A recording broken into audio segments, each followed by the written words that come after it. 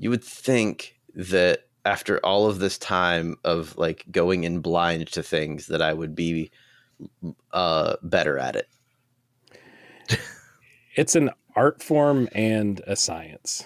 It really is. And one that the three of us have juggled in probably in fairly equal doses throughout the history of this Fairly KickAss podcast. Yeah.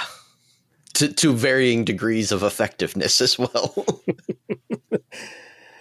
It's something that producer Nikki and I talk about a lot, that like some of at least my best episodes, I feel like I had next to nothing in the way of shit written out. But then some of my worst episodes were, actually well researched, well noted, well written. So it's like, this isn't really giving me the right, like, this isn't the lesson I'm supposed to learn. Here's the thing. I am over prepared for this episode, but not with words written down. Got it all upstairs. No, well, sure. How else can you be over prepared? I'm so excited to see like your process around this episode. Process. That's one word for it. Find out what Jay did. Sorry, I was busy writing a new tagline where you guys were doing your thing. Oh, well, let's see it. Let's have it. All right, shall we? All right. It might be a good segue for the Fairly KickAss podcast. Unprepared, unscripted, ungood.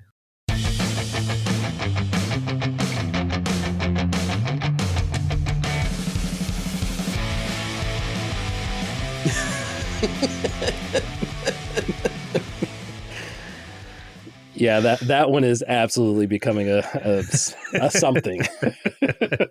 I don't know a what, but it will be a something. There's our first t-shirt. Yeah, merch available at some point in the future at fairlykickass.com. But until then, you are stuck with this episode of the Fairly KickAss podcast. It's Zach, it's Dan, it's Jay. This is the first non-Spotify exclusive iteration of The Rush. It's an episode type that we've done several of over in the Spotify exclusive area. If you wanted to check out some of the older iterations of this, the format of this is fairly simple. It's the concept of the Mount Rushmore of blah.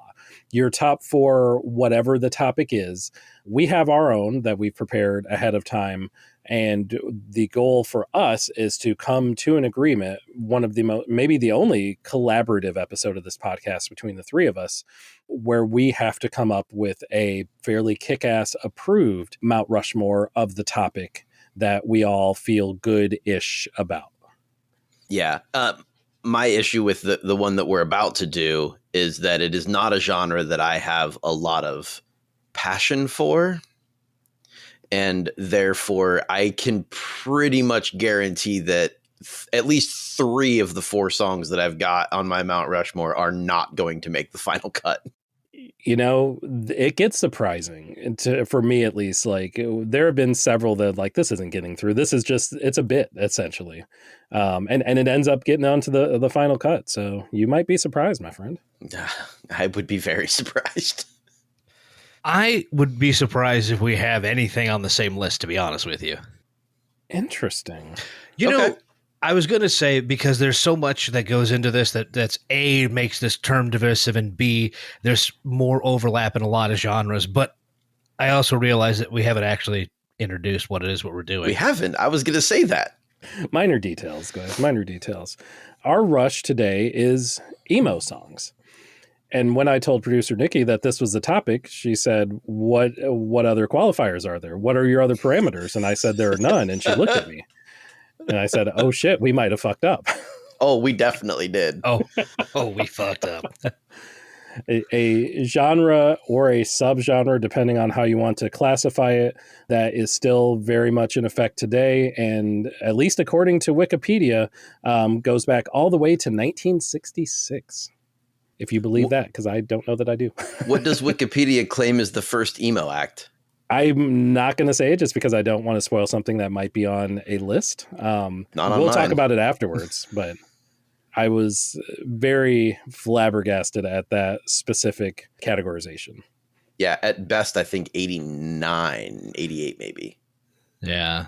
Yeah, that seems to be the more accepted kind of genesis of it from the hardcore scene, really kind of centering, at least from what I could tell, around the DC area back in the mid to late 80s, gradually moving more into the Midwest, into the early to mid and even into the late 90s, becoming quite a bit more mainstream going into the 2000s and going a number of different interesting directions in the 2010s and beyond. So lots of different acts, lots of different sounds and styles that go into that one small 3-letter word.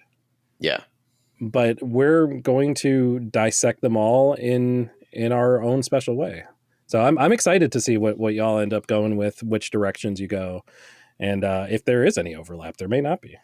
Oh, that'd be weird if we have 12 different songs. Okay. All right. Let's get our batting order as we always do with our handy dandy random number generator.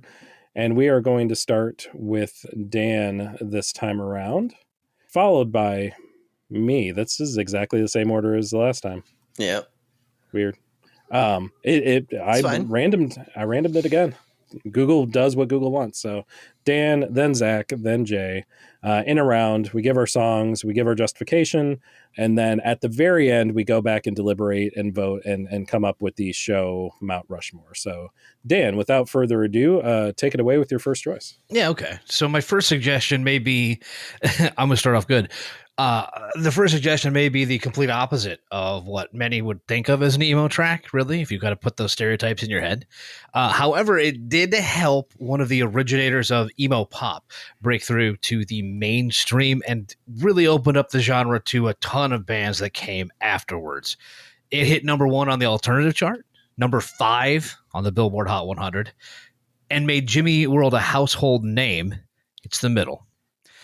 And it deserves consideration because of the work it did in opening up the genre, really. Like, no, it's not necessarily the heaviest of the emotions that lead the way here. It's actually rather uplifting, especially for the stereotype of the genre here, which constantly being played with. I think we'll have a lot of discussion about that stereotype here as well. But it's a song about trying to find a place as the outsider and then deciding to say, screw it, got to go your own way.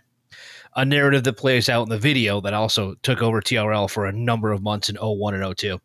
The short and skinny is that because of the sheer number of eyes that were opened by these second wave legends, their breakthrough track deserves to be part of our rush. It is very interesting, the very last thing that you said about second wave legends. Considering when they got popular, Jimmy Eat World should have been a third wave legend. But that's, a piece of their catalog that a lot of folks just haven't really listened to. Really, their first 3 albums, everything before Bleed American, was very much like Midwest, like 90s emo. And this certainly qualifies too. Yeah, agreed. That's pretty much exactly what I was about to say. And interestingly enough, I do have a Jimmy Eat World song on my short list, but it's not that one. As do I. Yeah, I was going to say, that's the thing, is I could have gone like 2 or 3 other ways as well with the same band, but I think that's what I just settled on. I did go with that album, though, so there's that. Okay, yeah, we almost went the same way in that case. Mm-hmm. I'm intrigued. Well, it's not going to make my list. I can tell you, it's Sweetness. It's not in my rush, so I'll give it to you. Yeah, very nice. Little spoiler there for the honorable mentions. Yeah. Give the people a bone and give me a bone. Let's go ahead and cut that one out, and I will go ahead and go to my first choice. So I don't think in all the years I've been doing this podcast with y'all that I've been able to distill things down as far as I could with my very first choice. I've been able to describe songs or topics in a sentence or in a few words, but never in a single note. The fact that one note, which is a G, if you are wondering, could evoke such memories for elder emos such as myself is fascinating.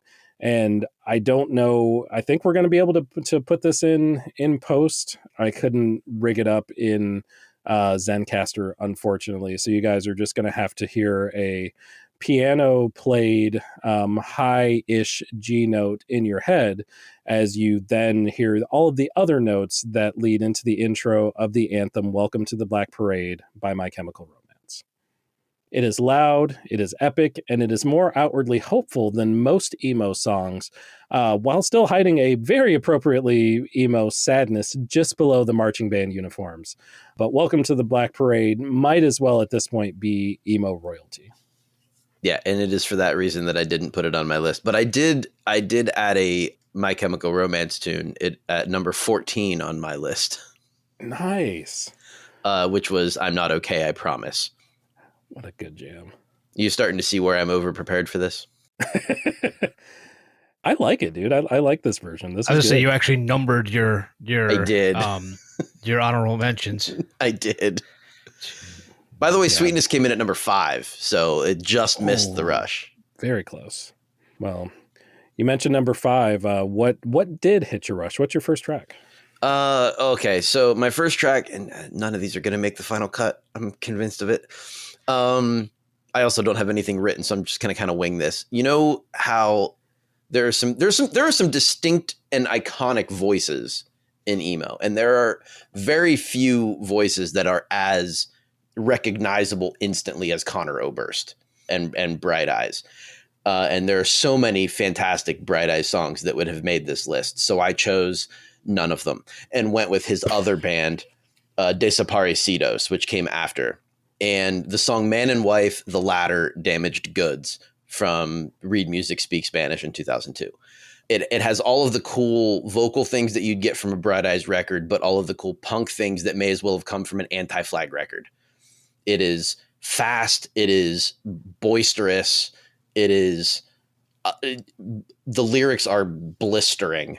They are so like angry and sad and I guess more like rebellious than what you might expect from emo tunes. And that I think is what I like about it. Hearing Connor Oberst's name would not have surprised me at all on this list. Hearing it in reference to Desaparecidos is extremely surprising to hear on this list, but I'm not against it at all. Yeah, honestly, the lyrics, the word is love, the word is lost, the words are damaged goods. God, that's so good. It's injected into my veins. It's so good. Yeah, that one, I don't know, man. That you might be surprised about that one. I'm just making sure I'm jotting everything down here. It was the latter, right? Yeah, the latter. Okay. I mean, you could write down the former too, and it would just be a little farther down on my list. But Most excellent. Yeah, good choice. We are going to be talking about that one, I am certain. But before that, we're getting ahead of ourselves a little bit. We're going to round back around to Dan for his second choice. Oh, well, let me go circular regardless. Because we should probably include a track that falls well within some of those stereotypes, right? sure. Something wistful, nay, weepy, all about love lost, all the trappings that come with recovering from the sting of said love lost, and amplified when it gets put through the filter of teenage or first love rosy colored glasses. There's a lot of mumbling about an angsty trying to figure out how to move on song with a rather upbeat sound. So it gets points in my book for that, as those always do. All of that is to say that my next nomination is the All-American Rejects and Swing Swing. It has the advantage of containing all the emoting necessary in the genre and topic, while also having an insanely catchy hook and a ton of pop sensibilities to go with it. Are there dramatically overexpressive phrases that could be interpreted as whiny? Oh, absolutely. Stereotypes do exist for a reason, after all.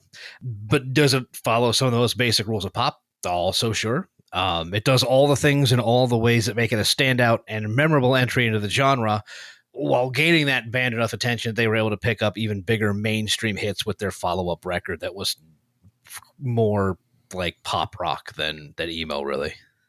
Yeah, I think you hit the nail on the head. I mean, you could say that this is an emo song, and I would agree. You could say that this is a pop song, and I would agree.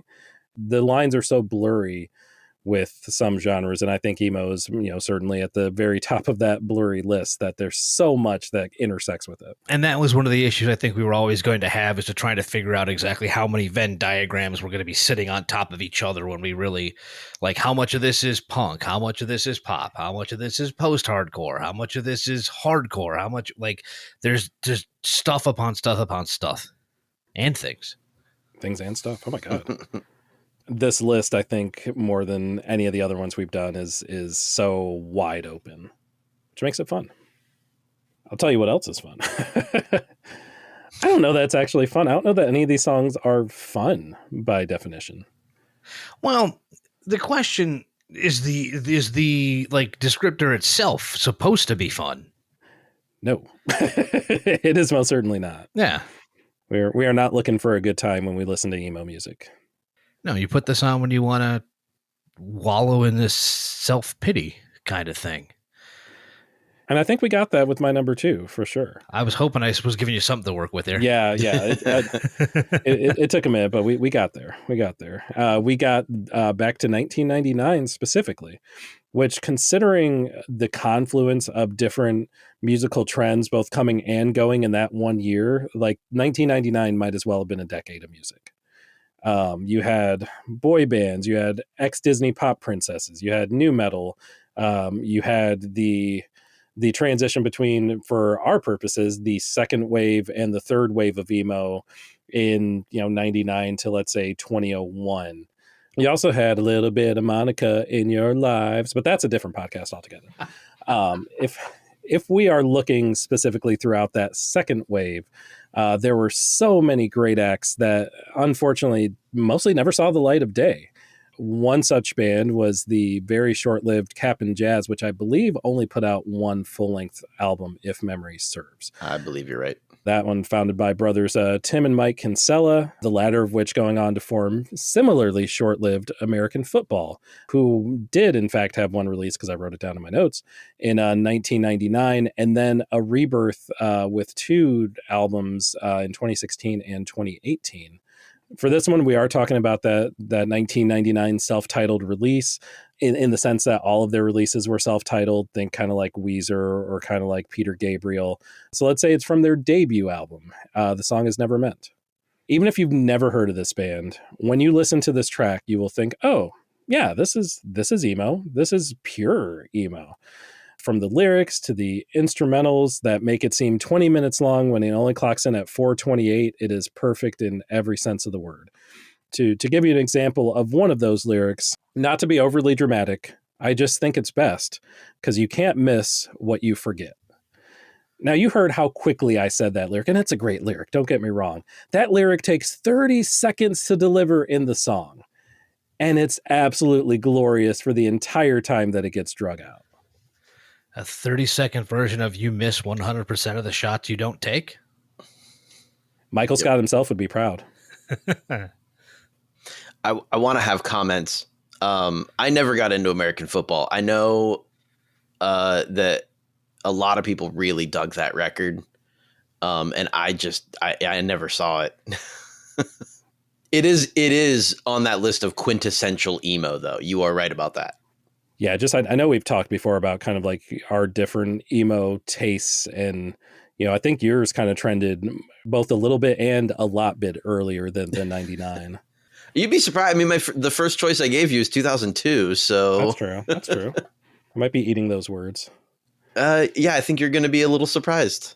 Well, surprise me. Give me your second shot. Well, let's do it, because also in 2002, there is I would call them sort of a lesser known emo giant who took, I mean, they existed in the 90s. They were around for the whole of the second wave of emo and took a lot of cues from other artists at the time, like Sunny Day Real Estate and Jawbox with those angular guitars. But they also took a lot of cues from the later second wave emo stuff, the Conor Oberst and Tim Cashers. And that would be the band kind of like Spitting. And I went with their song Passionate. Because let's be passionate. It's not like we'll get another chance to do this. That's the whole theme of the song. It is not whiny, but it is plaintive which is something that I needed in my early aughts emo music. I needed it to not be whiny, which is hard to find in that era of emo music. But plaintive is important. It's got to be, emotions on your sleeve. It's got to be heartrending. It's got to be sort of gushing about something. And this song is one of my favorite examples of that. It is such a difficult balance beam to walk in emo music, to go between emo and whiny. Like, you can oscillate between those in the same song, and many tracks do. Yeah. And that goes to what we were talking about here is one necessary to fall into the scene, or can you get away with just being plaintive or pensive and not actually complaining, so to speak? Right. It is worth noting, too, that if you look up the lyrics for Passionate by Kind of Like Spitting on Genius, it gives you the "you might also like these songs," and it says, "We are both writers" by Kind of Like Spitting, "Birds of a Feather" by Kind of Like Spitting, and "Lunch" by Billie Eilish. Okay. Noted emo. A lot of Billie Eilish's stuff, if you think about it, Yeah, I mean, it's not that far off. She would, yeah. It totally fits the theme. Just wow. That's a departure. We've skipped some levels here. Yeah, for sure. Well, we are going to skip over to Dan. I hope I got the round right. Yeah. This time, because I don't know how to count. But yeah, this is your third option. Sure. And if we're looking at bands that are fitting all of these stereotypes, especially in their earlier days, and we've kind of started that early way, you definitely can't do better than My Chemical Romance's first two records if you're looking at that. But if you're looking for a signature track that exemplifies the genre better than any other, and for this exercise, having one of our Rush from one of the most emblematic bands of the third wave, I'd say that we are. Let us go back to Three Cheers for Sweet Revenge and consider putting up I'm Not Okay, I Promise. The sound is exactly what the sound was supposed to sound like at the time. It was a blend of rock and pop and post-hardcore that had a hard edge to the pop hooks. The writing, though, and the story of the relationships told through the lyrics are what puts this one onto my list. Gerard Way himself has called it a self-help pop song, which helps throw off that stereotype as well, while making sure to sound right in the heart of them. It also helped blow up one of the most successful bands of the scene and is their signature track until they did the Black Parade. But that's a discussion we'll have for another time, probably about 15 minutes from now. I'd reckon. Yeah, I'm glad you had that. It validates that I put it on mine, albeit a little bit outside my Rush. Yeah, when you said that, I was like, well, all right, at least I feel I'm in the right, going down the right street with one of these. Yeah. Right on. I do feel, in terms of the response to the song, that Welcome to the Black Parade is the more emo of the two. However, lyrically, I'm Not Okay, I Promise is basically a blueprint to the emo scene. Yeah, and honestly, and we could talk about this way too long. So, and I don't want to take up all the oxygen from your third pick, which we need to get to here.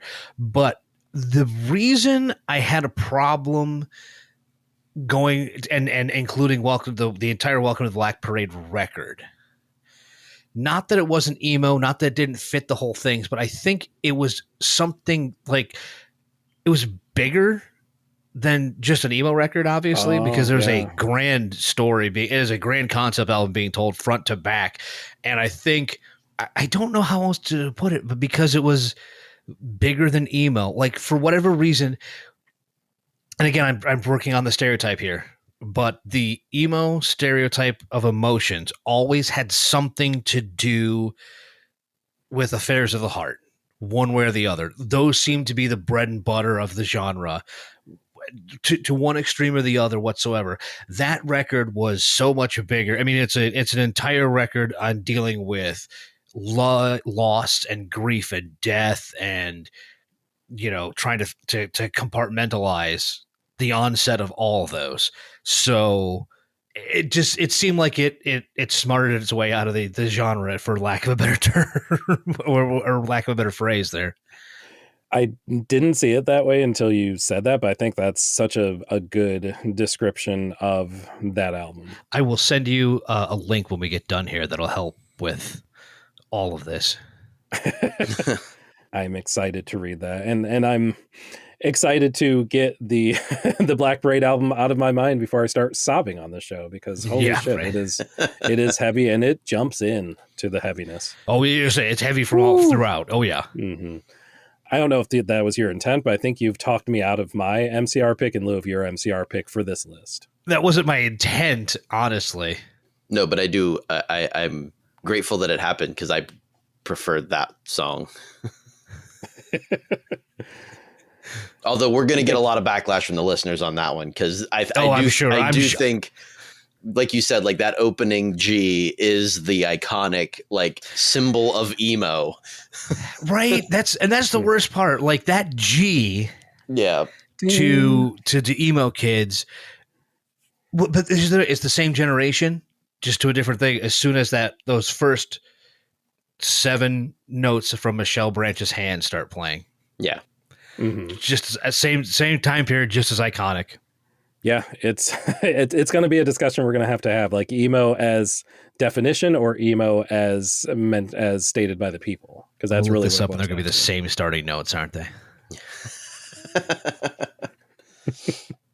Let's get another pick in here. Yeah. While you're looking that up, I'm going to look up my third selection, a track that is so great that at least as far back as 2018, the band still enjoyed playing it live, despite it having been released 16 years prior in 2002. And sure, they might be lying to us. Not that anyone would ever do that.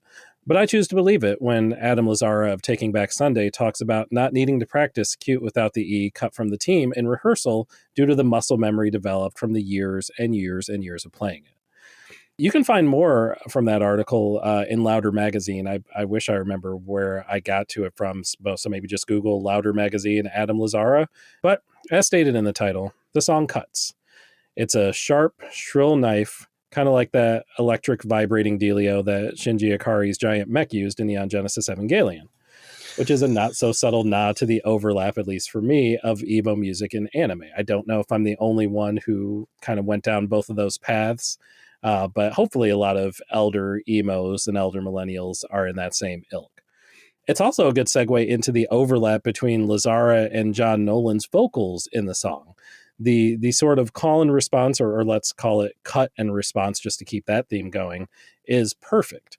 The guitar and drums are simple yet effective, and it may be the most singable song in my entire Rush, despite me having no idea what 50% of the lyrics even are.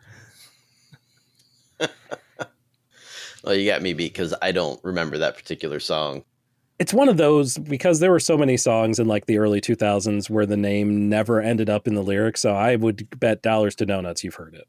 Oh, I'm sure I have. I've actually seen Taking Back Sunday twice live, but both times I went to see the other band that was playing, and they just happened to be there.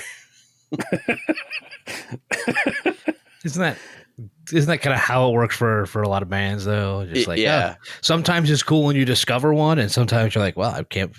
The hell did I sit through all that for? I mean, I after the first time I saw them, I believe they were opening for Thursday. That sounds about right. Tracks. Yeah. Yeah. And I went for Thursday, and then the next time I went to see them, weirdly enough, I think they were opening for the Bronx. Okay. Which didn't really track for me, but I was like, they weren't enough to turn me away from the show. So fair.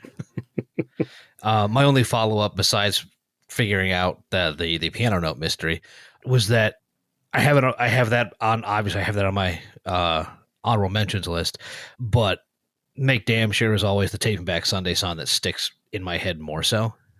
Yeah. It might just because I don't know if I feel like it's a much better written song or what, but that was their album after Tell All Your Friends. Yeah. So they were a bit more polished then. I think objectively Make Damn Sure is a better song. Possibly. I think that Cute Without the E is a more traditional, let's say, emo. Yeah, I mean, Make Damn Sure is too. Yeah, their whole catalog is. It is, but I agree with you. on a more traditional song. Yes. Yeah, I think that one will be eliciting some conversation coming up here. Yeah, it certainly seems like it. Yep. Jay, what are we going to be conversating about for your third pick? Well, I'll talk about it, and then it will probably not be talked about again, but I love it, so I'm gonna. And that is, I mentioned him once already, but anytime you bring up the Omaha scene, and, obviously Bright Eyes is going to be the front runner for that conversation, but Saddle Creek had another cash cow, and that was Tim Kasher and his outfit Cursive. I don't even remember how many albums they put out before this happened, but they put out an album called The Ugly Organ in 2003 it is easily my favorite of their records. And it's because it is over the top. Particularly my choice for the Rush, the song Some Red-Handed Sleight of Hand, which could be interpreted to be about religion or a bad relationship or a bad relationship with religion. It's beautifully written. The lyrics are phenomenal, and the cello on the song is just out of control, and I love it. That was one that I was not at all familiar with until you, Jay, a couple of years ago, had gotten me on that. And I know that I went through a kick of listening to most, if not all, of their catalog in a pretty short period of time too. I think this all happened like over a weekend, and it was enthralling. It absolutely had me in a trance. It's such a cool. I mean, the whole catalog for Cursive is really good. I didn't get into Tim Kasher's other band quite as much. It's called The Good Life. I didn't like them as much. About the same time too. Like Connor started Desaparecidos, and Tim, who had done Cursive, he started The Good Life, and I didn't like it as much. But the Cursive stuff is still like, it's so good. And this is my favorite track in their entire catalog. Yeah, it's that thing of when, to to quote Bill Hader from Saturday Night Live, it's that thing of when you listen to a whole bunch of music in a short period of time, but you don't remember which track is which. Right. So I would guarantee that I heard this track at least once, if not 2 or 3 times during that one weekend a couple of years ago, but shame on me. I cannot remember what it sounds like. So I'm actually listening in the background to refresh my memory. God, I love the song. Just that bust into that like second verse, the "Our Father who art in heaven, save me from the wreck I'm about to drown in." Like potent lyrics. It's the lyrics for me with Emo, man. It's of anything that any kind of characteristic, like the lyrics that are exactly akin to that are just what really they just warm my heart. Yeah, maybe not warm, maybe like put it into a deep freezer, like a cryogenic sort of liquid nitrogen sort of situation. Right. But, it all works just the same. Makes you shiver. Yes, in that good way. Yeah. I think we're going to get a good shiver from Dan's fourth and final submission for the Rush. That is, 9 different songs? What? We're so close. Yeah. Oh my God. We're so close to the perfecta. Will it happen? Hopefully. So while all of this early and mid 2000 stuff has been great and far more nostalgic than I was ready to admit, not gonna lie, we shouldn't be reluctant to talk about some of the more recent work that would fall onto this list as modern examples of the genre. The genre that many don't want to be a part of, even if they totally are. And a lot of artists have not wanted to be a part of this. The best example of where we are after all that came before. Shocker. The subject here is a shattered relationship and the artist coming to grips with that. The artist even called it a therapy session following a bad breakup, so there's no doubt where it's coming from. Trying to figure out what the lucid dreams he's been having of her actually mean. From another one gone way too soon, my last track is Juice WRLD's Lucid Dreams. It may have been a front of mind thing on the charts for like a hot minute in the late 2010s, but we cannot deny that emo rap has become the natural outgrowth of the third wave and beyond. And no one was able to really pull together the best of both worlds like Juice. An artist no doubt gone way before his time who had a ton more talents to share. He was able to take all the attitude, all the aura of the genre, if you will, and meld it into hip hop and work in between the lines to produce what many would say is his best song here, as well as the best of H-dub genre. If you can take the emo style and produce something that also falls into a psychedelic construct, you've got yourself a track more than worth paying attention to, and that is what we have with this one. I would say that after his passing in late 2019, it kind of jump-started that whole exposure, that whole acknowledgement of emo rap as a genre. And I listened to a fair bit of it, in late 2019, like well into the pandemic. But every artist I listened to, including, I guess, probably, chief among them being XXXTentacion, who is also gone far too soon. No matter who I listened to, no matter what artists I listened to, I kept coming back to Juice over and over and over again. And specifically came back to Lucid Dreams over and over again, which was also my fourth pick for the Rush. Oh, wow. Right. Did not anticipate that. You can't have a Sting sample and not do it justice, unless you're sampling like Desert Rose, at which point just like literally pee on all of your equipment because it's going to sound the same. But he dreams of rain. Lady LA. That sounded, I know you weren't trying. That still sounded way better than the original. Yeah, you everything you said, Dan, I couldn't say it better. And Lucid Dreams is absolutely that emo song that I would not have put on this list 5 years ago. Yeah, absolutely. I mean, I jinxed it, didn't I? I was like, were we going to have our first 12-song Rush? Yep, had to throw that away. As soon as you said therapy session, I'm like, damn it. We were so close. We were so close. All right, well, that leaves you. Yeah, that leaves me. And what I would probably call the most devastating song on my list, because the lyrics are such a fucking burn. And I use the word burn intentionally because the band I'm talking about is Heat Miser. Goes back to 1996. So before Elliott Smith goes solo. Well, is it totally before? I don't know. He was in Heat Miser before he went solo. The song I went with is from Mike City Sons, and that is Half Right. I love the lyrics to this song, but they give me that chill, that shiver. It's a really mellow song, just a guitar in his voice for most of it. And the sickest burn in the song is because when I talk to you on the phone, well, it's just like being alone. Oh. Oh, that hurts in such a good way. Yeah. The whole thing it's so like in his head. The whole song is in his feel. So for me, like, this is the epitome of that wave of emo, right? It's, they say, don't talk to yourself. Well, I picture somebody else, somebody who looks like what I look like. Like that whole, like, just deep diving inside, but it's just crushing. Man, talk about gone too soon. Yeah. As we talked about Juice and XXXTentacion, Elliott Smith certainly well atop that list of gone too soon as well. Yeah. Although for someone like Elliott Smith, he could have lived to be 130 and passed away, and I would think, man, too soon. You know what I mean?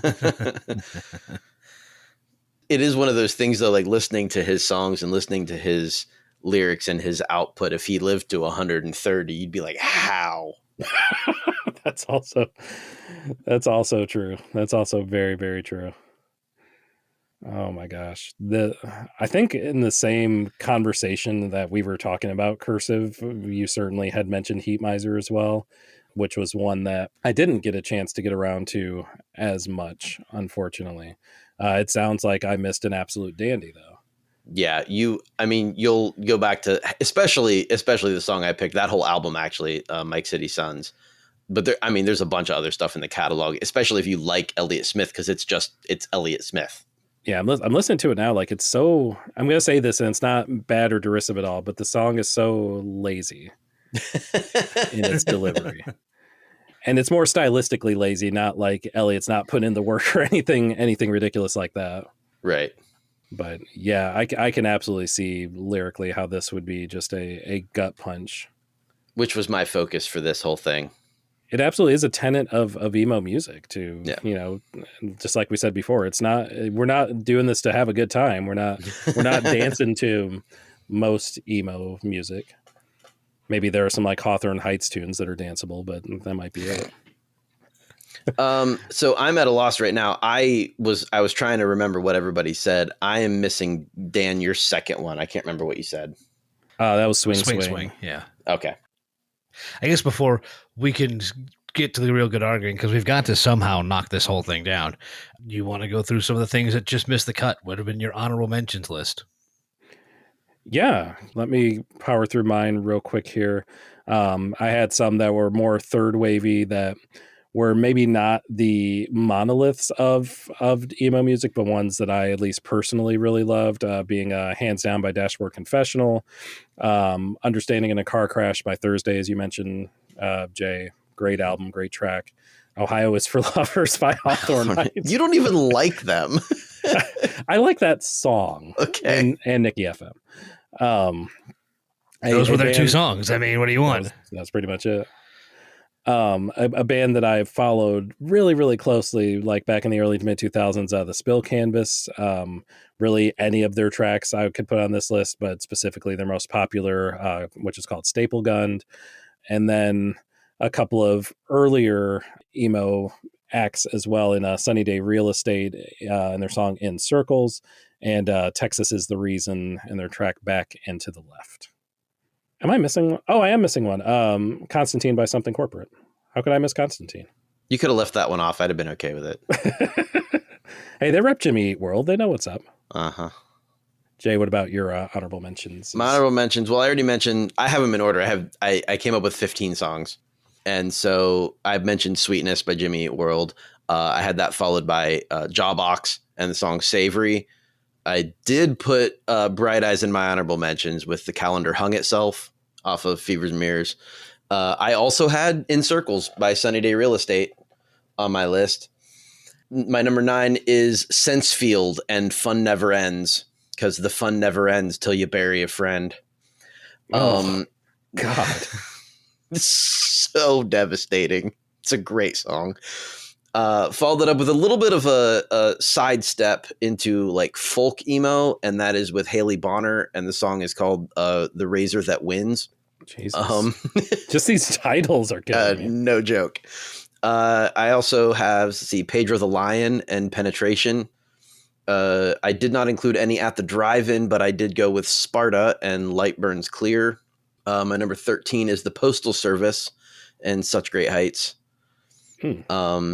Which you looked at, like, would you consider that emo? I would. Oh, I totally would. I didn't expect it from your list. I love the track. Yeah. I might love the Iron and Wine cover a little bit more. Fair enough. And then 14, I already said My Chemical Romance and I'm Not Okay. And then the last one on here, I just wanted to have a nice round 15. So I went with The Taste of Ink by The Used. Mm-hmm. Another classic. Just the way that song comes in, the intro of it, like it's instant. Like, okay. Yeah. Killer jam. I'm over the song after about a minute, actually. I love the intro. And then I'm like, okay. Skip. Go to the next one. Yeah. Dan, what about your HMs? So I will try and go ahead and make this quick as I possibly can. And also, as I'm looking through, like, apparently my third wave was me. That was where it is, because there's that a lot of this is personal stuff. So let me add a few things that I had as well, including Taking Back Sunday, Cute Without the Eek, and the Postal Service, Such Great Heights. And I had Hawthorne Heights, Ohio's for Lovers in there. How'd a boy. And the Used Taste of Ink. Let me see if I can run through the rest of these. And Something Corporate and Constantine, because this song does not truly belong on the mountain, but I'll always stand for this track. Agreed. Okay. On top of that, my dashboard song was Screaming Infidelities. Yeah. My Motion City soundtrack song was Everything Is All Right. Panic makes an appearance with I Write Sins, Not Tragedies. Hate as much as you want, but Fall Out Boy and Sugar We're Going Down is there. something corporate, and I woke up in a car. 30 Seconds to Mars with The Kill, the original, Yellow Card, and Ocean Avenue, Paramoy, Misery Business. I did have a Bright Eyes track, Lover I Don't Have to Love. Blink does make it with I Miss You. Simple Plan's the whiniest song I've ever heard of is And I'm Just a Kid. Head Automatic and Beating Heart Baby. The starting line, oddly enough, with The Best of Me. Finch blows it out with What It Is to Burn. Funeral for a Friend and Juno. The Untouched AFI and Silver and Cold. One of the weirdest in theirs. Silverstein, Smile in Your Sleep. Also, Thursday, Understanding in a Car Crash. The Atari's not the cover. It's actually So Long Astoria. The Academy is, attention, might be a little harder for the scene, Story of the Year, and Until the Day I Die. The Juliana Theory, If I Told You This Is Killing Me, Would You Stop? Such a good title. Fuck. Rise Against and Savior. I just really like this track. It's Sugar Cult Signatures track, Memory. Believe it or not, Coheed and Cambria and Welcome Home belong on this list too somewhere. Say Anything and Alive with the Glory of Love. Spill Canvas, Staple Gun. Spill Canvas, All Over You. Spill Canvas, All Hail the Heartbreaker. Bit of a theme. Paramore, The Only Exception. Q is What We Aim For with The Curse of Curves, and it's Every Avenue with Tell Me I'm a Wreck. Cartel and Say Anything Else. Stray Light Runs Existentialism on Prom Street, and song number 42 on the honorable mentions list is Mayday Parade with Jersey. That's too many songs. Well done. I had a lot to go through the last couple of days, as you can tell. You got into it. I was here for every single one of them. I told you this was the reluctant jam. I think that everyone's got one of those things. Did you check out the brand new Say Anything record while you were doing it though? No, he literally just dropped one. Last week, last Friday. Yeah. Yep. Good old Max. Is it Bemis or Bemis? I don't know. Bemis, I think. Sure. I do love him though. I'm okay with that. Yeah. Oh my gosh. Yeah. That where I'm at. I will need your entire honorable mentions in a playlist, if you don't mind. I mean, we may as well just make a playlist with all of our whole honorable mentions list. Oh, we're going to. We're going to, and that's something you'll definitely find after this show over at fairlykickass.com. Indeed. The ride-along playlist will be a delightful emo casserole ranging from every which way in the genre's history. We got nostalgia for days, but what we need to figure out is what songs are going up on the Rushmore. I mean, obviously, we've got to go with Lucid Dreams because it was on both your lists. Yeah, that's the only thing that matched up with, so I guess it has to pretty much be there. Yeah. So we got one locked in. I think because it was on Dan's list and my honorable mentions list, we go with I'm Not Okay. Mm-hmm. Legit. Because it was on Zach's list and Dan's honorable mentions list, I say we go with Cute Without the E. Works for me. This is creepily easy. Yeah, these are pretty easy on that one. And then, I mean, if I had to push for something on my list, it would be for either, because it fits the genre a little better, I would go with Desaparecidos if I was pushing for something from my list. But honestly, I am not bricking hard for that. I think sonically, the Desaparecidos song was sonically of the four songs that you had, like the one that I would listen to and think, yes, that is an emo song through and through. I would agree with that. And, but with kind of like Spitting as well. Like, I don't think there's much argument to be made against that one, but I don't think it's it's certainly not as iconic as anything else that we've put on this list. However, I'm okay with not having something on our final rush because, honestly, the middle is probably on that quintessential emo list. Yeah, I guess if we look at it through that lens, because you could make the case for Welcome to the Black Parade, but I really don't like putting songs from the same artist twice on the list unless it's just like an absolute blowout, and I don't think it is here. An argument could be made because when I brought up the fact with my significant other that our podcast was about the Mount Rushmore of emo, My Chemical Romance was the first thing she said. It's just fair. So, I mean, yeah, absolutely. An argument can be made. I don't love that either. Like, I mean, I'd be okay if we wanted to scrub a face off of Mount Rushmore and put George Washington up there twice. I think that's okay, but like, I don't know. Well, and that's why I'd argue, like, if it's the first artist that comes to mind, they've got to be there. Sure. But they don't all have to be, it doesn't have to be just them. I guess that's kind of where I'm thinking. Like, if we took the artist out of the equation, if we said that all these songs were by the same artist, just Joe Emo, like, would that change our minds? Would we put in "Welcome to the Black Parade" if it wasn't an MCR song? And I don't know. I'm not saying that rhetorically. I don't think I would put it in over the middle. Mm-hmm. Yeah, I don't think so. And I mean, I personally wouldn't put it in over Desaparecidos, but but I do now want to start the band Joe Emo. Yeah. However, it's only going to do polka. Emo polka. No. Emo, big polka covers, but no emo. Like 70s AM rock polka covers. Oh my God. Like, I want a polka cover of "Love Will Keep Us Together." I want polka Captain and Tennille. That's what Joe Emo will specialize in. Yes. I mean, yes, but I can't quantify why, but yes is the answer. I have no idea either, but what it means is one of us has got to learn the goddamn accordion now. Oof. Why not 3 accordions? Ooh, okay. We'll scratch the 3 accordions. I'm getting some static. Let's scratch all Just the one, accordions. just Let's one. just 86 the 3 accordions. I think it's hard to lobby against the middle. It's, it was one of the biggest songs of that decade. Yep. Far from my favorite track on the record, but I do think it fits this criteria. Do we have a quorum? I think we do. Sure. It feels like a half-hearted quorum, but yes. Which actually does kind of fit the genre, really. That's true. How do you feel about our final choice? It's fine. It won't soothe my broken heart, but it's all right. That's it. So to run down the final official Fairly Kick-Ass Mount Rushmore of emo songs, we have "The Middle" by Jimmy Eat World. We have "I'm Not Okay, I Promise" by My Chemical Romance. We have "Cute Without the E" cut from the Team by Taking Back Sunday. And we have "Lucid Dreams" by Juice WRLD. Honestly, I'm not mad at that list, hearing it in order like that. I feel like it sort of runs the gamut of what would be considered emo. The only thing we're missing is, if you had to add a 5th song, I'd throw something from the early 90s in there just to round out, to get one from each wave of emo. Yeah. Agreed. Or if you're like the Wikipedia article that I read, you might go with the Beach Boys instead. Nope. You don't see that as the first emo album being Pet Sounds? I do not see that. That's tough. That's a tough sell. Yep.